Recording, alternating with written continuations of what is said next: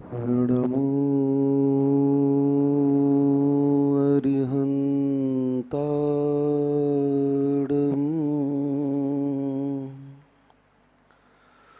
नमो सिद्धाडं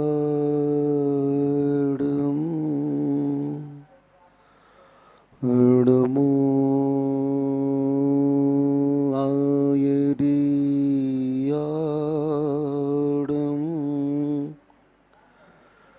नमो वज्झायाडं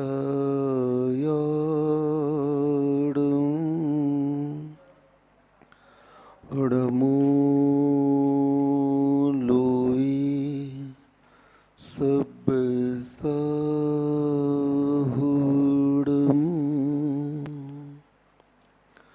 हानित्य घटती आयु है पर पाप मति घटती नहीं।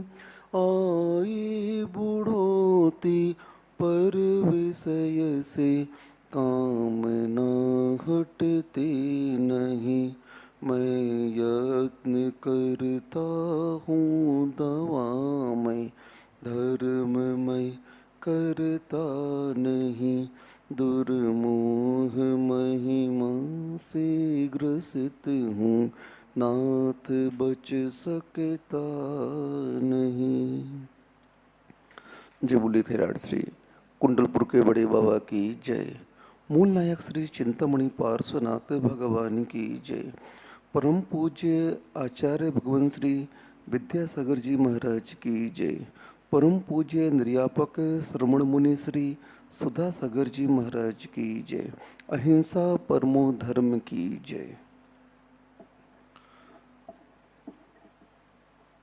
संसारी प्राणी सुख चाह रहा है, अपना विषय चल रहा है। सच्चे सुख का रहस्य, अगर सच्चे सुख को प्राप्त करना चाहते हो तो आपको मेरी बात माननी होगी। क्योंकि अगर आप मेरी यानी धर्म की बात है, बिना धर्म की बात माने कभी भी कोई सच्चे सुख को प्राप्त कर नहीं सकता है। रोगी जब वैद्य के पास पहुंचता है और वैद्य से अपने रोग के निदान की याचना करता है कि हे वैद्यराज, आप मुझे इस रोग से निदान दें, छुटकारा दिलाएं, मैं इस रोग से बहुत परेशान हो गया हूँ। अनुभवी वैद्य हैं और उनकी दवाई लगती भी है सबको। और वैद्यराज ने प्रेस्क्रिप्शन लिख के दे दिया, एक पर्चा बना करके दे दिया कि एक काम करो, ये जो औषधि मैं दे रहा हूँ लिख करके, इसे तुम खा लेना। वह रोगी घर गया और पर्चे को बांट करके पी गया और बोला, महाराज कोई आराम नहीं मिला। बोले औषधि कहाँ है? बोले औषधि तो मैं खा गया। बोले कौन सी औषधि खाई तुमने? बोले जो आपने पर्चा लिख के दिया था ना, उस पर्चे को ही मैं खा गया। वैद्यराज बोलते हैं, भैया वो पर्चा औषधि नहीं है, औषधि उसमें लिखी गई है। और उस औषधि को लाकर के बाजार से जब तुम सेवन करोगे ना, तब कहीं जाकर के उस रोग से तुम्हें छुटकारा मिलेगा, तुम्हारी वेदना कम होगी, दूर होगी। यही गलती हम भी करते आ रहे हैं। हम पर्चे में लिखी हुई दवाई को लेना नहीं चाहते हैं। जिनवाणी माता कहती है, सम्यक दर्शन ज्ञान चारित्राणि मोक्ष मार्ग है। ये मोक्ष का मार्ग है, इसे अपनाओ। ये रत्नत्रयी वह औषधि है। कुंद कुंद महाराज जी कहते हैं, पूज्यवर ने स्पष्ट कह दिया समय सार जी के निर्जराधिकार में कि कर्म कलंक की किट्टिमा कालिमा को अगर तुम नाश करना चाहते हो, कम्मम हवई किट्टम रागादि कालिया अह विभावो सम्मत नाण चरणम परमो सहमति बियाणा है। अगर कर्म कलंक के रोग को नाश करना चाहते हो तो परम औषधि अगर कोई है तो क्या है? रत्नात्रयी वह परम औषधि है जिसके सेवन करने से चिरकालीन अनादिकालीन जो कर्मों का रोग लगा हुआ है आत्मा में, वह नाश हो सकता है। इसके अलावा और कोई भी औषधि काम नहीं करेगी। जैन साहब सुन रहे हो क्या बोला? ये तो अपनाना पड़ेगा, इस औषधि को आपको खाना पड़ेगा। लेकिन अज्ञानता के कारण, मिथ्यात्व के कारण हर प्राणी आज भयभीत है, मरने से डर रहा है। कल एक बच्चे के पास फोन आया, वो नसीराबाद का मिंकी पाटनी है। बोले महाराज जी, मम्मी का बहुत स्वास्थ्य खराब है और कैंसर फैल गया है, आशीर्वाद दीजिए, क्या करें? हम बोले क्या करें, मूर्ख कहीं के। अब माँ को समझा कि जब डॉक्टर ने ही तुझे मना कर दिया है, अब तेरा कोई उपचार नहीं है इस शरीर का, क्योंकि आप लोग शरीर को ही सब कुछ मान रहे हो और उसी के लिए सारा पुरुषार्थ कर रहे हो। धन का अर्जन, वैभव प्राप्त करने के लिए, पद प्रतिष्ठा प्राप्त करने के लिए आप लोग कितने पाप करते हो, देख लो। और ये शरीर अब जाने वाला है। डॉक्टर ने भी बोल दिया, चलो जब तक ये स्वस्थ था हम नहीं बोलते, आप इसे खूब भोग कराएं, खूब अपने इसके माध्यम से पाप किए, खूब भोग किए, खूब कसाई की और खूब मान किए। हर कुछ जो भी पाप इस शरीर के माध्यम से आप लोग कर सकते थे आपने किया। लेकिन अब जब डॉक्टर ने बोल दिया, सुन रहे हो, सुना देना जा करके, अब जब डॉक्टर ने बोल दिया तो हे माता जी सुनो, अब तुम धर्म की शरण में आ जाओ। आचार्यों ने कहा है जब तक इस शरीर का उपचार हो सकता है तब तक उपचार करना चाहिए, और जब उपचार संभव नहीं है, रोग आ गया, तो उस शरीर को धर्माय तनो विमोचन कह दिया। इसको छोड़ो, छोड़ो, पुरुषार्थ करो। अनादिकाल हो गया इस शरीर के पिंजड़े में रहते हुए, कैद में रहते हुए। देखो उन भगवान को कैसे उन्होंने इस शरीर के माध्यम से साधना की, सभी प्रकार के परिग्रहों का त्याग करके अंतरंग बहिरंग सभी से क्षमा याचना करते हुए जब भी मोक्ष मार्ग पर आरूढ़ होते हैं फिर किसी को नहीं देखते हैं। अब जब डॉक्टर ने बोल दिया आपको, तो आप पहले संकल्प लें कि मैं सभी प्रकार के परिग्रहों को छोड़ता हूँ, मैं सभी से क्षमा मांगता हूँ और सभी को क्षमा करता हूँ, और धीरे धीरे मैं इस शरीर को त्यागने का पुरुषार्थ करूँगा। जब डॉक्टर ने बोल दिया तो समाधि लो ना। समाधि ही इस जीव का अंतिम लक्ष्य हुआ करता है। हम लोग मुनि बनकर के साधना कर रहे हैं, क्यों कर रहे हैं? अंतिम लक्ष्य क्या है हमारा? अंते समाहि मरणम। आप लोग को तो बहुत सुविधा हो गई, डॉक्टरों की मशीनों के माध्यम से आज आप लोगों को डॉक्टर कह देते हैं कि अब आपकी उम्र ज़्यादा नहीं बची है, तो फिर अब मोह क्यों करना, राग क्यों करना संसार से, इन संबंधों के जाल में फंसना क्यों? ये संबंध कभी भी हमारा हित नहीं कर सकते हैं। आप लोग देख लो, आज इस संबंधों के कारण व्यक्ति भले ही मोह में फंसा हुआ है, लेकिन ये संबंध आज आपके सामने स्वयं कह देते हैं कि मैं आपका नहीं हूँ। कल न्यूज़ सुन रहा था तो नोएडा में 2 बच्चों ने मिलकर के अपने बाप को खूब पीटा, बूढ़े बाप को। अब बताओ, सगे बेटे ने अपने बाप को पीटा, क्या संबंध है ये? ये तो संबंध एक तरह से जितने भी संबंधी हैं ना, सारे के सारे दुश्मन हैं। कौन है? दुश्मन है ये, दुश्मन। आपका पुत्र आया, ये आपका पुत्र नहीं है, भले आप इससे मोह करो, राग करो, लेकिन ये सबसे बड़ा दुश्मन है आपको। देखो, पड़ोसी से झगड़ा था और वह पड़ोसी ने निदान कर लिया कि मैं सेठ के यहाँ पुत्र बन जाऊं, बन गया पुत्र। इतना सुंदर पुत्र बना, आज्ञाकारी, मन को लुभा रहा सबको, और अपने राग जाल में इतना फंसा लिया, इतना फंसा लिया, कुछ पूछो नहीं। लेकिन साथ में क्या निदान किया था? मैं 15 साल की, 16 साल की उम्र का होकर के मर जाऊंगा। हो गया, मर गया वो, और मर करके वो अपने जहाँ जाना था चला गया।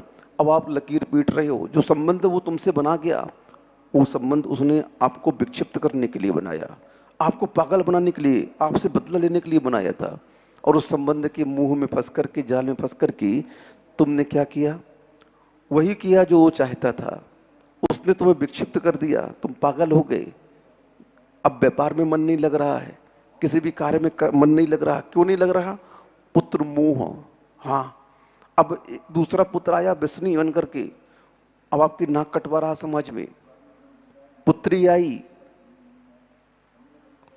उल्टा बन करके, नाक कटवा रही है तुम्हारी, भग रही है यहाँ वहाँ। क्या हो रहा है समाज में, परिवार में, रिश्तेदारों में? सबकी हंसी उड़ा दी, धर्म की हंसी उड़ा दी उसने, दूसरे के साथ शादी कर ली। अब बताओ आप, और उसके मुंह में हम मरे जा रहे हैं। उसका मुख देखने के बाद दादाजी कहते हैं एक बार देख ले। नहीं नहीं, अरे भाई बेटी है, कैसे छोड़ दूं? अब बताओ, वो तुम्हें छोड़ करके चली गई तो तुम्हें समझ में नहीं आया, और उसके बाद भी तुम मुंह कर रहे हो।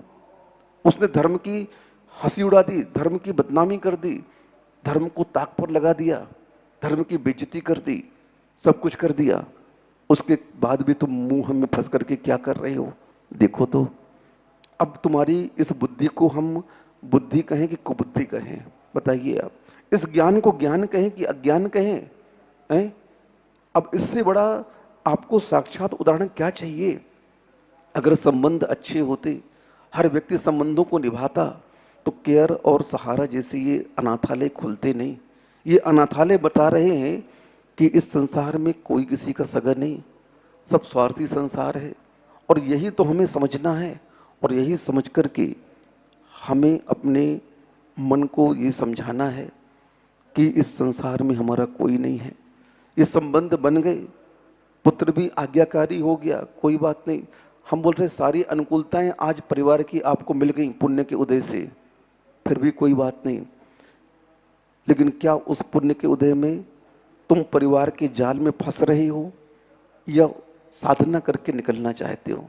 चलो आज सारी अनुकूलताएं आज आपको मिल गई, तो कम से कम आज उस अनुकूलताओं का लाभ उठा करके आप साधना तो करिए।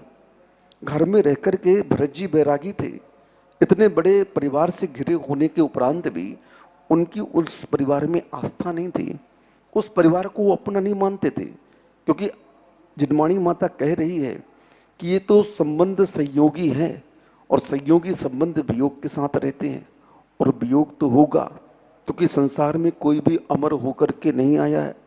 देवों की भी आयु क्षय होती है तो उन्हें भी मरना पड़ता है, उन्हें भी भोग छोड़ते समय दुख लगता है। लेकिन तुम तो मनुष्य हो, और तुम्हें समझाने के लिए मुनि महाराज हैं।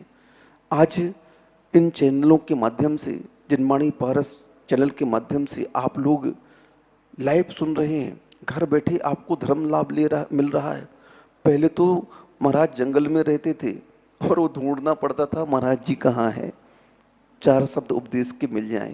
लेकिन आज इन लाइव चैनलों के माध्यम से और उन चैनलों के दातारों के माध्यम से जो दान दे करके आप लोगों को इतना बड़ा लाभ दे रहे हैं, लेकिन हम मूर्ख घर आए लाभ को भी नहीं पा रहे हैं।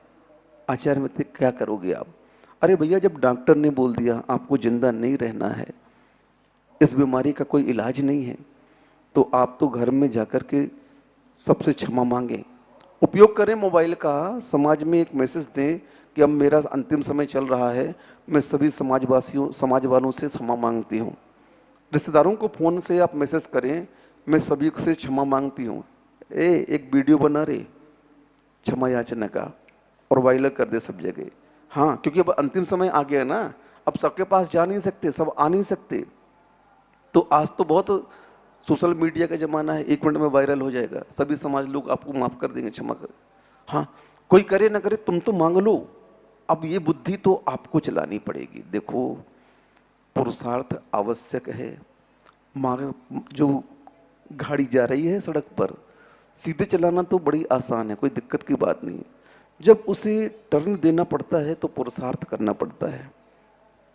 मूड पुरुषार्थ गम्य है, जब उसे रिवर्स में लाना पड़ता है तो विशेष पुरुषार्थ करना पड़ता है। इसलिए उस पुरुषार्थ के बिना जब संसार की गाड़ी नहीं चल सकती है, तो मोक्ष मार्ग की गाड़ी कैसे चलेगी? आपको पुरुषार्थ करना पड़ेगा, इस सत्य को स्वीकार करना पड़ेगा आपको कि संबंध हमारे नहीं है। आज नहीं कल, कल नहीं परसों ये संबंध छूटेंगे छूटेंगे। चलो जिंदगी भर बने रहे, आयु कर्म अब क्षय हो गया, क्या करोगे अब? आंख बंद होते ही कौन पुत्र है, कौन मित्र है, कौन शत्रु है, कौन पिता है, कौन पति है, कौन भाई है, कौन बंधु है? कोई नहीं है, कोई नहीं है। हाँ, जब आंख बंद होने के बाद में हमारा सारा संबंध छूट जाता है, तो आंख खोलते हुए हम इस संबंध को क्यों नहीं छोड़ते हैं? जैन धर्म में उस क्रिया का महत्व है जो बुद्धिपूर्वक की जाती है। जिंदगी भर क्या साधना की हमारे लिए कहते हैं कोई मायने नहीं रखती है। अंत में उस साधना के बल पर क्या आपने उस संलेखना को स्वीकार किया? अंत में आपने क्या इतना कहा कि मेरे अब चारों प्रकार के आहारों को मैं आजीवन त्याग करता हूं? अब बताइए आप, अगर इतना कह दिया, जिंदगी भर आपने कोई साधना की हो या नहीं की हो, उसका कोई महत्व नहीं होता। अंत में अगर इतना शब्द निकल गया कि मैं सभी से क्षमा याचना करते हुए आज मैं यम संलेखना रूप सभी प्रकार के आहार पानी का, सभी प्रकार के बहिरंग अंतरंग परिग्रह का त्याग करते हुए अब मैं अपनी आत्मा में स्थिर होता हूँ, अब इस नश्वर देह को मैं छोड़ रहा हूँ, बस इतना कहना है और भले ही दूसरे क्षण प्राण निकल जाए, आपकी संलेखना हो जाएगी। इससे बड़ा धर्म अब क्या चाहते हो? जिंदगी हमारी कैसे गुजरी हम इसे नहीं जानते, लेकिन अब हमें थोड़ा सा समझना है। अभी तक आप लोगों ने जो लाइफ जी, उस जिंदगी को जो जी चुके हैं वो निकल चुकी है। अब आगे की जिंदगी कैसी जीना है, इस प्रवचन के माध्यम से हमें ये सीखना है कि आगे की जिंदगी अब हमें धर्म पूर्वक व्यतीत करनी है। धर्म की शरण में जाकर के धर्म की हमें जो बातें कही गई हैं, जो निर्देश धर्म के वैद्य ने बताए हैं, नमोस्तु महाराज, नमोस्तु नमोस्तु, उस निर्देश का पालन करना है। जो औषधि हमें खाने के लिए दी गई है, जो औषधि हमें आज पीने के लिए दी गई है, जो पथ्य परहेज के रूप में हमें बताया गया है, उसका हमें पालन करना होगा। जिनवाणी माता ने आप लोगों से कहा है, भैया ठीक है आप लोग उस विषय भोगों को छोड़ नहीं पाते हैं, कोई बात नहीं, नहीं छोड़ो, लेकिन कम से कम मन में इतना तो श्रद्धान रखो कि ये पाप है। आज पाप को पाप ही नहीं माना जा रहा है, फिर उसे क्या उपदेश दिया जाए? उपदेश तो उसे दिया जाता है, इलाज तो उसका किया जाता है जो अपने आप को रोगी मानता है, और जो रोगी ही नहीं मान रहा है उसका हम क्या इलाज कर सकते हैं? बताओ। तुम यही नहीं मान रहे हो मुझे कोरोना हुआ है, ये तो सामान्य बुखार है, और डर के मारे बैठ गए घर में, क्या करोगे? वो तो अपना काम करेगा। तुमने अगर डॉक्टर के पास जाकर के औषधि नहीं ली, ट्रीटमेंट नहीं लिया, तो वो तो अपना काम करके चला जाएगा। तुम बैठे रहो भ्रम की जिंदगी में। हाँ, तुम बैठे रहो इन पदार्थों के भोगों के बीच में। ये पदार्थ और भोग तुम्हारा कभी भी हित करने वाले नहीं हैं, ये तो अहित ही करेंगे। हाँ, इसलिए थोड़े अपने विचारों को बदलिए, इन संबंधों की तासीर को जानिए, संसार के स्वभाव को समझिए, और कुछ नहीं समझना है। जैन धर्म बहुत सीधा साधा है। संसार को छोड़ नहीं सकते हो आप, बाहर का संसार तो छूटा हुआ है, मूल छोड़ना है अंदर के संसार को। मैं संबंधों को छोड़ने की बात नहीं कर रहा हूं कि आप सारे संबंध समाप्त कर दें, लेकिन उन संबंधों के बीच में रहते हुए ये जागृति तो लाएं अपने मन में कि ये संबंध वियोग के साथ में है, आज नहीं कल छूटने वाले हैं, बिल्कुल छूटने वाले हैं। मैं इसे अपने मन में ज़्यादा मोह की प्रगाढ़ता के रूप लेकर के अपने बुद्धि में बसाऊंगा नहीं। मैं इन्हें ज़्यादा अपना नहीं मानूंगा, इनके लिए कार्य तो करूंगा, इनका पालन पोषण भी करूंगा, लेकिन कर्तव्य मानकर करूंगा, कर्ता बनकर के नहीं करूंगा। पूरा संसार आज कर्ता बनकर के कार्य कर रहा है, कर्तव्य की ओर किसी की दृष्टि नहीं जा रही है। धर्म आपको यही शिक्षा दे रहा है, कर्तव्य करो, कर्ता नहीं बनो। कर्ता बन गए तो फिर तुम्हारा कभी भी कल्याण नहीं होगा। कर्तव्य करोगे, सब काम अपने आप व्यवस्थित हो जाएगा। कोई किसी का कर्ता है नहीं संसार के अंदर। एक छोटा सा बच्चा जब पैदा होता है ना, तो उसके पुण्य से ही माँ का दूध होता है, निकलता है। वो नहीं आता जब तक, तब तक कुछ नहीं होता। अब बताओ, वो बच्चा अपना पुण्य लेकर के आ रहा है और तुम उसके कर्ता बन रहे हो, तुम उसके स्वामी बन रहे हो, तुम उससे संबंध स्थापित कर रहे हो। ठीक है, ये तो संसार व्यवहार है, अनादिकाल से व्यवहार चलता आया है, चलता रहेगा। लेकिन इस व्यवहार के बीच में हम अपनी निश्चय की साधना कैसे करेंगे, उस आत्म तत्व के बारे में हम कैसे जानकारी लेंगे, कैसे जानेंगे? तो रोगी तो मानना पड़ेगा। हाँ, इन विषय भोगों को विष कहा है। क्या कहा है? और देख लो ना, आज इतनी बीमारियां हो रही हैं शरीर के अंदर में, पहले इतने रोग नहीं थे। खान पान संयोजना बिगड़ते ही, आज इन भोगों के पीछे दौड़ने से ही इस शरीर के अंदर कितने रोग हो गए। ये भोग शरीर को तो रोगी बनाते ही बनाते हैं, आत्मा को भी रोगी बना देते हैं। क्योंकि उन भोगों के प्रति जो तुम्हारी इच्छाएं हुई, जो तुम्हारा मन वहां गया, जो तुम्हारी इंद्रियां दौड़ी उसकी इच्छा के लिए, उसको प्राप्त करने के लिए, हो गया उससे, उस परिणाम से कर्म बंध हो गया। शरीर ने भोग भोगा तो रोग के रूप में परिवर्तित हो गया शरीर, और आत्मा कर्म बंधन में बंध गई। दो दो लॉस हुए। कितने घाटे हुए? खाओ, खाने के लिए मना नहीं, महाराज भूखे मर जाएं क्या, सब छोड़ दें क्या है? हमारे यहाँ बोला नहीं, खाइए 56 भोग खाइए। कितने भोग खाइए? 56 भोग खाइए। लेकिन कैसे खाइए? उपन्नोदय भोगे वियोग बुद्धि तो तस्य नियनच्छम। वियोग बुद्धि से करिए आप इसे। किससे करिए? उसमें आसक्ति नहीं रखिए। संसार को नहीं छोड़ सकते हैं, लेकिन अंदर की आसक्ति तो हमारे अंदर है। बाहर का संसार जो है वो आपसे बहुत दूर है, लेकिन अंदर से जो संबंध आपने बना करके रखा है, उन संबंधों के प्रति तो आपको सजग रहना पड़ेगा। क्या होगा महाराज? बड़ा मुश्किल काम है। आप तो प्रवचन में यूं ही कह देते हैं, लेकिन आप लोगों को मुनि बनना सरल लगता है और हम लोगों को गृहस्थ आश्रम के कार्य करना सरल लगता है। क्या करें? अरे भैया क्या करें? तुम देख लो ना संसार में कि जो अनादिकाल से पाप करता आ रहा है, संसार के कार्यों में लिप्त है, उनकी क्या दशा हुई? इतिहास उठा करके देख लो।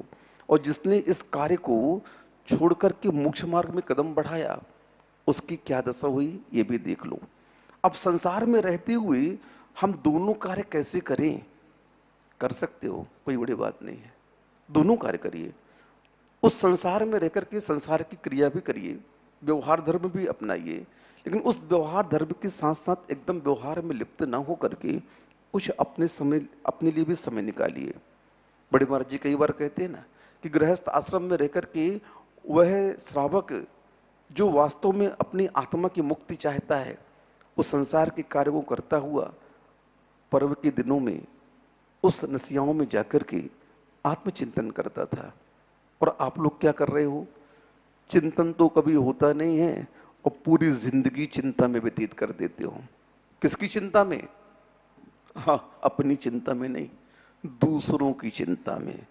किसकी चिंता में? पर की चिंता में पूरा जिंदगी व्यतीत कर दिए। और उस पर ने क्या किया? अंत में कह दिया, तुमने मुझे दिया ही क्या? पुत्र जब शादी होकर के आता है, कमाने लगता है, और माता पिता सोचते हैं कि चलो कम से कम ये अब सहारा बनेगा, तो वो क्या कहता है अंत में? अरे आपने मेरे लिए किया क्या? सब जितने माता पिता सब तो करते हैं। अरे भैया, जन्म होने के उपरांत अगर जो जो रातें तुमने व्यतीत की हैं, उन दिन और रातों का अगर वर्णन किया जाए ना, और उसकी कीमत आंकी जाए, तो तुम तो क्या पूरे शरीर को भी अगर बेच दो ना, तो माता पिता के उस कर्तव्य का बदला, उस कर्ज को आप चुका नहीं सकते हो। इतना माता पिता का एहसान होता है। लेकिन आपने जवान उठाई और पटक दी। क्या कह दिया? ये तो सभी का कर्तव्य है। हाँ, और तो और उस धन के, उस बल के, उस बुद्धि के मद में आकर के उन माताओं पिताओं को घर का नौकर बना दिया। और वो भी सह रहे हैं, मूर्ख कहेंगे। ये नहीं कि जाकर के दीक्षा ले लें, छोड़ दे संसार को, लेकिन मोह इतना तीव्र है उस पुत्र का कि वह तुम्हें नौकर के जैसे रख रहा है, दुत्कार रहा है। नौकर के कमरों में रख दिया अलग से जाकर के, सर्वेंट क्वार्टर में, फिर भी जाकर के वहां रहना पसंद है, रूखा सूखा दे रहा पसंद है? नारद जी बोले, चलो कब तक इन पुत्रों की दुत्कार सुनोगे? मैं तुझे स्वर्ग ले चलता हूं। बोले नारद जी आप जाइए यहां से, उठिए। बोले मेरे पुत्र है, मुझे दुत्कार रहे हैं, मुझे अच्छा लग रहा है, तुम्हें इससे क्या लेना देना। अब बताओ क्या कह रहे हैं। महाराज बोल रहे हैं भैया छोड़ दो, महाराज जी ज्यादा उपदेश मत दीजिए, आप हमें पता है क्या करना है। अब बताओ, मरण को प्राप्त हो रहे हो, दुत्कार सह रहे हो, उपेक्षा की जा रही है, उसके बाद भी धर्म समझ में नहीं आ रहा है। अब आचार्य कहते हैं इसकी गति को कोई भी सुधार नहीं सकता है। अगर इसकी गति सुधरने वाली होती तो एक बार में ये मान जाता कि नहीं, संसार के कार्य बहुत कर लिए, अनादिकाल व्यतीत हो गए, लेकिन इस कार्य के बदले में मुझे मिला क्या, बताइए आप, कुछ मिला क्या? नहीं। अभ्यास दशा में भैया थोड़ी सी तो मेहनत होती है, वेदना तो होती है, हाँ, लेकिन अभ्यास करने के उपरांत में फिर वह कार्य आसान हो जाता है। मुनि बनने के लिए, कुछ त्याग करने के लिए मन को मारना पड़ता है, इंद्रियों का दमन करना पड़ता है, हाँ, लेकिन धीरे धीरे अगर हम करें तो ये कोई कार्य असंभव नहीं है। हम लोग भी तो आपके बीच से निकल करके आए। जो तीर्थंकर बनते हैं, जो आत्माएं मुनि बनती हैं, साधना करती हैं, तो क्या वे अलग से आती हैं क्या? नहीं, आप लोगों के बीच से ही, क्योंकि मुनि की जन्म स्थली श्रावक का परिवार होता है। और श्रावक के यहाँ जन्म लेकर के वह बालक जब सत्य को समझ जाता है कि नहीं, वास्तव में सत्य क्या है, हाँ, संसार तो चलता रहेगा, संसार का नाश नहीं होगा, मुझे ही संसार से अपने आप को हटाना है, मुझे ही संसार की स्वभाव से बचना है। क्योंकि वैद्य तो मात्र औषधि लिख करके देगा, क्या लिख करके देगा? उस औषधि का सेवन तो तुम्हें करना पड़ेगा, परहेज का पालन भी तुम्हें करना पड़ेगा, अगर तुम आरोग्य का लाभ लेना चाहती हो तो। वैद्य इसके आगे कुछ नहीं कर सकता, गुरु महाराज इसके आगे कुछ नहीं कर सकते, आगे का कार्य तो तुम्हें ही करना पड़ेगा। अब बताइए, मरण को प्राप्त होने वाले हैं, फिर भी अब जीने की इच्छा क्यों हो रही है? डॉक्टर ने बोल दिया कि अब आपके कोई भी चांस नहीं है बचने की। सर लिखना लीजिए, आइए, चलो, जिंदगी भर धर्म नहीं किया, अंत में तो आ जाओ।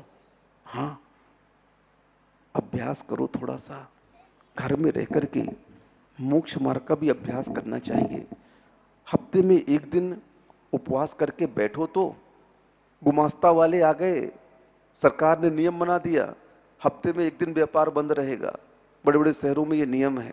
अब बताइए, सरकार भी आपके लिए हफ्ते में एक दिन व्यापार बंद करा रही है, कितना अच्छा कर रही है कि कम से कम हफ्ते में जिस दिन व्यापार बंद हो उस दिन उपवास करके बैठ जाओ, जाकर के मंदिर में, सब आरम शरम का त्याग कर दो। लेकिन और उल्टा, उस दिन और काम बढ़ गया। क्या हो गया? आज दुकान बंद है, पूरे दुकान की सफाई करनी है। क्या करनी है? पूरे हर माल को जमाना, ये करना, दुनिया भर के काम और बढ़ा लिए, और उस दिन सेठ जी इतने बिजी हो गए कि उस दिन पूजा करने भी नहीं गए। अब बताओ आचार्य कहते हैं इसका कल्याण नहीं होगा। हाँ, आपको अभ्यास करना होगा, आपको अपनी रुचि को बदलना होगा। जिस रुचि से आपने संसार को स्वीकार किया, जिस रुचि से आपने संबंध को स्वीकार किया, जिस रुचि से आपने उन भोगों को स्वीकार किया, उसी रुचि से आपको इसे छोड़ना पड़ेगा। हाँ, बिना छोड़े आपको उस मोक्ष मार्ग का लाभ नहीं हो पाएगा। मोक्ष मार्ग पर चलने के लिए ये कार्य नितांत आवश्यक है। समय बहुत कम है और कम समय में ज़्यादा काम करना है, तो कुछ नहीं करना है, बस उस संबंधों के बीच में रहते हुए, उन भोगों के बीच में रहते हुए, मात्र युक्ति के माध्यम से असंख्यात गुणी कर्मों की निर्जरा आप कर सकते हो। युक्ति के माध्यम से, कोई परिश्रम नहीं करना तुम्हें, बस अंतरंग में श्रद्धान के साथ ये सोच लो, ये संबंध मेरे नहीं, झूठ झूठ में नहीं, सही में पूरा श्रद्धान होना चाहिए। ये संबंध मेरे नहीं, ये तो संयोग से मिल गए और आंख बंद होते ही छूट जाएंगे। कमला चलत न पेड़ जाए, मरघट तक परिवारा, अपने अपने सुख को रोबे पिता पुत्र दारा। ये तो चलता रहेगा, ये क्रम कभी बंद होने वाला नहीं है। लेकिन इस क्रम के बीच में अगर तुमने ऐसे परिणाम कर लिए, जग में न हमारा कोई था, हम भी न रहे जग के साथी। बस अंतरंग में ये परिणाम आते ही आपकी साधना शुरू हो जाएगी, और इस साधना को आप जितना बढ़ाते जाएंगे उतनी बढ़ती जाएगी। क्योंकि हमारे यहाँ पूज्यवर अमृतचंद स्वामी जी ने कह दिया कि श्रावक जो है वो परंपरा से मोक्ष मार्गी है। अगर वह अपने कर्तव्य का पालन करता है तो परंपरा से उसे मोक्ष मिलेगा, पक्का मिलेगा। और अगर वह थोड़ा और पुरुषार्थ करके उसी पर्याय में व्रतों को अंगीकार करके आगे बढ़ करके श्रवण बन करके सल्लिखना ले लेता है तो कहना ही क्या, सोने पे सुहागा। हाँ, इसलिए मन बनाओ। संसार के कार्यों को करने के लिए, भोगों को करने के लिए मन बनाते हो तो मोक्ष मार्ग के लिए भी, थोड़ा त्याग के लिए भी मन बनाओ कि नहीं, आज हम इस सच्चे धर्म की शरण में जाकर के इस संकल्प लेंगे, ये मन में दृढ़ता लाएंगे कि हम इस संसार में तो हैं लेकिन संसार में हमारा कोई नहीं है। हाँ, इन विषय भोगों को भोगते भोगते अनादिकाल व्यतीत हो गए, इनसे हमें कुछ मिला नहीं, कुछ प्राप्त नहीं हुआ। इस पर्याय के माध्यम से जो लाभ हमें लेना चाहिए था वो लाभ हमें मिला नहीं, और पर्याय अब छूटने की ओर है, अब नाश होने की ओर है। अब मैं इस पर्याय को कैसे उपयोग में लाऊं? कुछ नहीं, बस धर्म की शरण में छोड़ दो। स्वयं कुंदकुंद स्वामी जी ने प्रवचन 4 की चारित्र चूलिका के मंगलाचरण में कह दिया, एवं पड़मी सिद्धे जिडमर बसहे पुणो पुणो समणे पड़िवज्जदु सामण्यम यदि इच्छति दुख परिमुखम।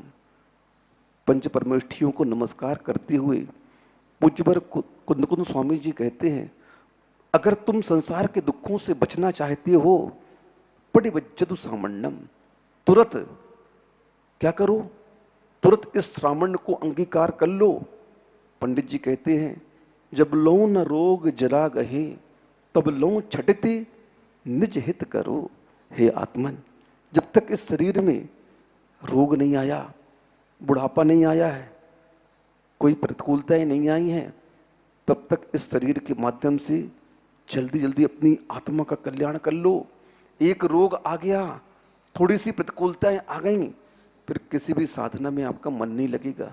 सिर में दर्द हो गया, अब कोई बोले भैया प्रवचन सुनने चलो, तो बोलोगे भाई साहब बहुत दर्द हो रहा है, अब नहीं कर सकते, नहीं सुन सकते। थोड़ा सा रोग हो गया, महाराज जी कई बार प्रश्न आते हैं, क्या करें महाराज जी, साधना करना चाहते हैं, उपवास करना चाहते हैं, उल्टी हो जाती है, ये हो जाता है, वो हो जाता है। अरे भैया क्यों नहीं होगा, खूब तो पोसा है इस शरीर को, खूब तो पुष्ट किया भोगों से, अब ये भोग बोलते हैं अब तुमके कैसे उपवास रखने दूं, अब तो खाना पड़ेगा। और रोग हो गया, शुगर हो गई, अब बार बार खाओ, लो, उपवास भी नहीं कर सकते, एकासन भी नहीं कर सकते। लेकिन आचार्य कहते कोई बात नहीं, उसमें भी साधना करो, उसमें भी बीच बीच में त्याग करके अपनी आत्मा का कल्याण करो। बहुत सारे मार्ग हैं हमारे यहाँ साधना के। हाँ, उपवास नहीं कर पा रहे हो, ये तो सब बाह्य तप के अंतर्गत आते हैं। अंतरंग में मूल क्या है, बस उस संसार के प्रति अपनी आसक्ति को, अपनी इच्छाओं को कम करते हुए इस शरीर को धर्म में लगाओ। आचार्य कहते हैं इतनी साधना इस पंचम काल में पर्याप्त है। तुम मत करो उपवास, मत करो अन्य कोई साधना, लेकिन अंतरंग से इस संसार को अपना नहीं मानो, और घर में रह करके अगर आपने इतना मन बदल लिया तो आपका मोक्ष मार्ग शुरू हो जाएगा। इन्हीं भावना के साथ में अहिंसा परमो धर्म की जय।